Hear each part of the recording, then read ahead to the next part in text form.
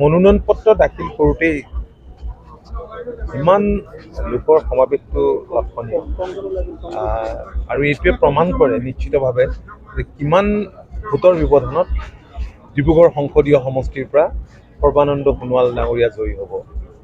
আমি তেখেতক সংগ দিলোঁ, মাননীয় মুখ্যমন্ত্ৰীৰ লগতে আমিও আছিলোঁ, দুটা ৰাজনৈতিক দলৰ সন্মানীয় প্ৰতিনিধিসকল আছে, সাংসদ, বিধায়ক, মন্ত্ৰীসকল আছে।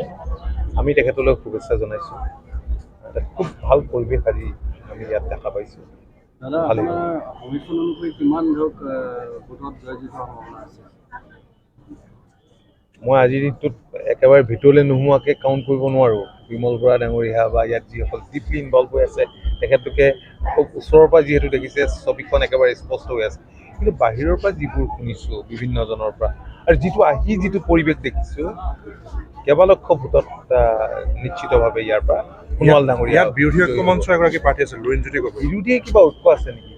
কংগ্ৰেছৰ নিজৰ ঐক্য নাই আৰু কংগ্ৰেছৰ নেতৃত্বত ইয়াত ঐক্যটো সম্ভৱ জানো আমাৰ ৰাজ্যখনত? প্ৰথমতেতো 17টা দল আছে বুলি কৈছিল, এতিয়া 3টা দল আছে নে নাই আপোনালোকে হিচাপ কৰিলেও হয়তো আপোনালোকক সুধিলেও আপোনালোকে ক'ব নোৱাৰে। গতিকে বিৰোধীৰ ঐক্য নাই। বিৰোধী কংগ্ৰেছ এতিয়া থানবান হৈছে, কংগ্ৰেছ তছনছ, আৰু কংগ্ৰেছৰ নেতৃত্বত বিৰোধী ঐক্য যিহেতু সম্ভৱো নহয়, স্বাভাৱিকতে আমি ভাবোঁ যে ইয়াত ভোটৰ ব্যৱধান আৰু সেইবাবে কমিব আৰু বেছি হ'ব। আপোনালোকে যিহেতু দুখন আসনত প্ৰতিদ্বন্দ্বিতা কৰিছে, কি হ'ব? ভাল হ'ব, দুইখনতে জয়লাভ কৰিব। আমি আশা কৰিছোঁ, গভীৰভাৱে আশা কৰিছোঁ। ঠিক আছে।